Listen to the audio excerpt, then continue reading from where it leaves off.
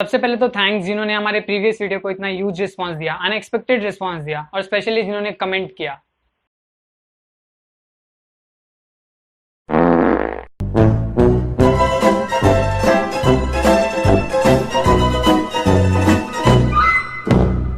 तो आज हम बात करने वाले हैं NEP 2020 के ऊपर, जो कि रिसेंटली 29 जुलाई को अनाउंस हुआ है।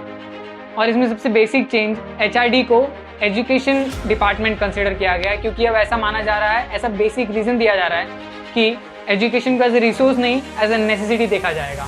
तो आज हम NEP के पॉजिटिव्स और नेगेटिव्स दोनों पर डिस्कस करेंगे और दोनों पर डिटेल में डिस्कस करेंगे ताकि कोई कंफ्यूजन ना बची रहे।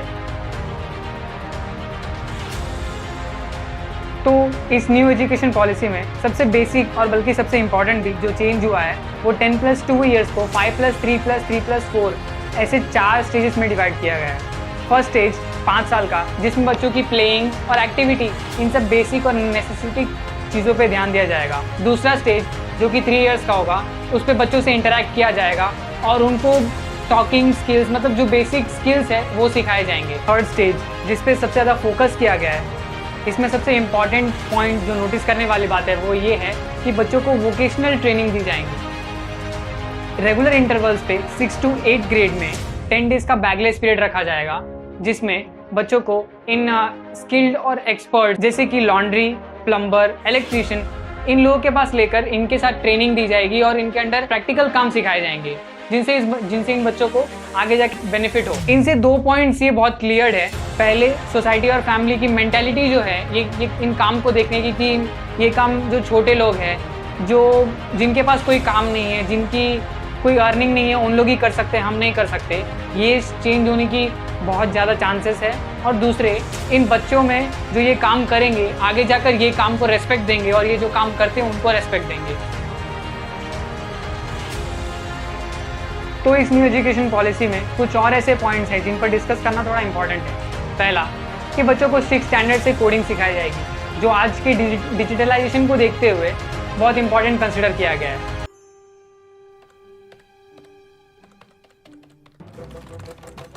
दूसरा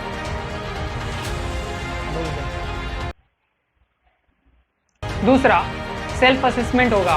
पहले रिपोर्ट कार्ड्स में सिर्फ टीचर्स के असेसमेंट दिए जाते थे कि बच्चा स्पीकिंग स्किल में अच्छा है, राइटिंग स्किल में खराब है, इसको इसमें एक्सेलेंस है और इसमें ये वीक है थोड़ा।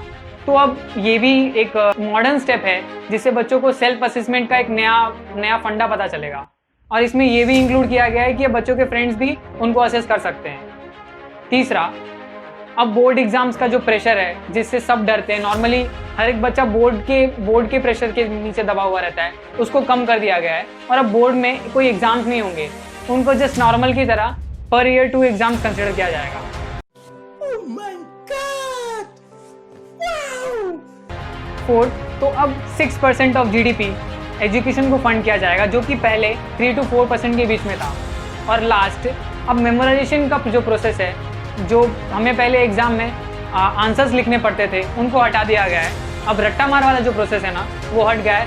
अब प्रैक्टिकल बेस्ड क्वेश्चन पेपर्स बनाए जाएंगे, जिनसे बच्चों को एक जो मेमोराइज करने का वो था, वो अब थोड़ा प्रेशर कम होगा। मल्टीपल एंट्री एग्जिट प्रोग्राम, इसमें ये होगा कि अभी तक हमारे पास सिर्फ 3 ही ऑप्शंस होते थे, या तो हमें ह्यूमैनिटीज़ लेना है, या तो साइंस लेना है, या तो कॉमर्स लेना है। और अगर हमने एक चूज़ कर लिया तो हम दूसरे के पर्टिकुलर सब्जेक्ट्स नहीं पढ़ सकते। हम केमिस्ट्री के साथ हिस्ट्री नहीं पढ़ सकते, मैथमेटिक्स के साथ इकोनॉमिक्स नहीं पढ़ सकते। ऐसे बहुत सारे चॉइसेस हमारे लिए बंद हो गए थे। तो इस प्रोग्राम से ये होगा कि हम आर्ट्स के साथ साथ साइंस के सब्जेक्ट भी पढ़ सकेंगे, कॉमर्स के साथ साथ ह्यूमैनिटीज़ के सब्जेक्ट भी पढ़ सकेंगे। तो ग्रेजुएशन के लिए भी कई सारे इंपॉर्टेंट स्टेप्स लिए गए हैं, जैसे कि करने पे हमें सर्टिफिकेट मिलेगा, दूसरे साल पे डिप्लोमा और 3rd ईयर पे डिग्री। वही अगर हम बीच में किसी कोर्स को छोड़ना चाहते हैं तो वो भी हम छोड़ सकते हैं। उनके क्रेडिट पॉइंट्स हम दूसरे कोर्स में अप्लाई कर उसमें एडमिशन ले सकते हैं, बल्कि उसमें पहला साल हमें स्टडी नहीं करना पड़ेगा। तो ये एक बहुत ज़्यादा इंपॉर्टेंट स्टेप है जिनमें बच्चों के साल वेस्ट नहीं होंगे। तो यूनिवर्सिटीज़ पे भी काफ़ी फोकस किया गया है। अब अलग अलग अफिलिएटेड यूनिवर्सिटीज़ नहीं होंगी, एक सिंगल रूल मेकिंग बॉडी बनाया जाएगा। तो इस पॉलिसी में टीचर्स की एजुकेशन पे भी फोकस किया गया है और नए स्टैंडर्ड्स और नए टूल्स डेवलप किए जाएंगे इनके लिए। और 2030 तक ये टारगेट रखा गया है कि टीचर्स को 4 इयर्स की डिग्री कंप्लीट करना एक कंपल्सन हो। तो जब हमने सारे एस्पेक्ट्स कवर कर लिए हैं तो इसके नेगेटिव्स पे थोड़ा बात कर लेते हैं। पहला कि लोग ऐसा बोल रहे हैं और जो भी पॉलिटिकल अपोजिंग पार्टीज़ है वो भी ऐसा कंसिडर कर रही है कि ये एक एंटी डेमोक्रेटिक पॉलिसी है, क्योंकि ये पॉलिसी डिस्कस करते समय और इसके डिसीजंस लेते समय स्टेट गवर्नमेंट से कोई सलाह नहीं ली गई थी। Decision making related to education अब सेंट्रलाइज कर दी गई है। अब किसी स्टेट गवर्नमेंट के पास इसका पावर नहीं है, तो अगर कोई नेसेसिटी स्टेप उठाने भी होंगे उनको, तो उनको सेंट्रल के पास रिक्वेस्ट करनी पड़ेगी, बहुत सारे एप्लीकेशंस देने पड़ेंगे, जो कि एक हद तक नेगेटिव साइड है। सबसे इम्पॉर्टेंट, ये पॉलिसी अभी सिर्फ थ्योरी में ही डिस्कस हुआ है, तो ये प्रैक्टिकल में लाते टाइम, इसको प्रैक्टिकल में इम्प्लीमेंट करते टाइम कितने सारे हर्डल्स आएंगे ये भी बताना बहुत मुश्किल है। और ये जैसा सोचा गया है, जैसा लिखा गया है, वैसा सच में होगा भी या नहीं, ये तो बात की बात है।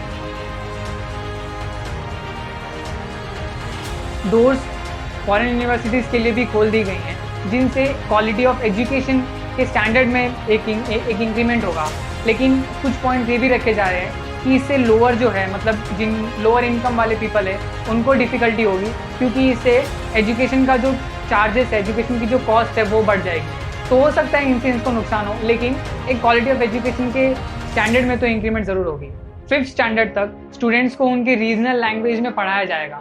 ये एक कंपल्शन नहीं है, ये एक ऑप्शन है, और इसमें भी बहुत सारे कंट्रोवर्सीज आ सकते हैं फ्यूचर जनरेशन में, क्योंकि या तो इनको कंपल्शन रखना चाहिए था या तो इनको रखना ही नहीं चाहिए था। जब भी कन्फ्यूजन अराइज होंगे तभी कंट्रोवर्सीज डेवलप होंगे।